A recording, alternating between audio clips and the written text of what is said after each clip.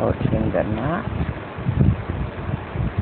putting the yarn to both eyelets, and they are going to become one stitch, and then continuing on, and finishing up the row. And this is People 7 on Twitter and YouTube.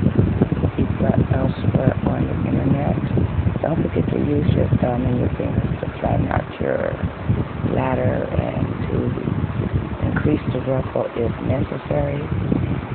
And my blog is located at purplebutterfly-people.blogspot.com, and I just made it past where the knot was that I cut and overlapped, and I'm about to show you what that looks like after I'm done with these last 3 rows.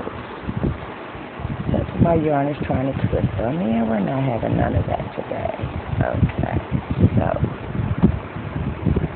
let's finish up these last few. And like I said, they line up with the stitch that you have going on.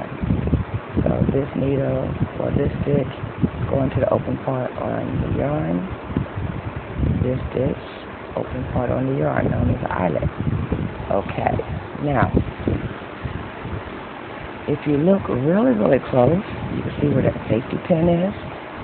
And it's going to be bulky there until I remove the safety pin.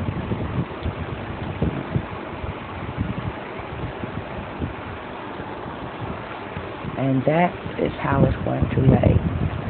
So when another row or two gets on top of that, it will cover up that little loose part. And I can actually trim it or, use some fabric glue and match it up, glue it down, just that part, and continue on. But at least there's no big gnarly knot. In fact, it's going to be almost unnoticeable, except for that little edge right there. See that? How that little edge lifts up from the rest of the work. But unless you're looking for it, it's going to be literally invisible. So if you have a knot in this kind of yarn, which is called flaunt by Loops and Threads, which is an exclusive at Michael's, cut that knot off. Okay, let me grab some of the yarn. Okay, the knot was basically like that, and it was in the work. It was literally wrapped into the skein of yarn and sold to me that way.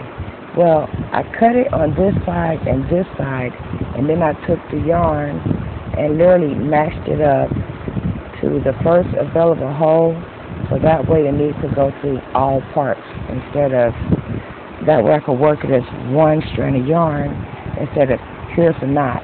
I could have also went to the last loop on the free end of it and then went to the first loop of the free end of the next yarn without overlapping, but that would have left a gap about that much. And since I want a congruent look, I would rather overlap like this with a little piece hanging out here and a little piece hanging out there, but the ruffle is, ruffle, and totally congruent than to do it that way. It was either that or work with big old gnarly, nasty looking knot in the way, and who wants that? So don't forget to rate, comment, and subscribe. Y'all stay blessed. Bye now.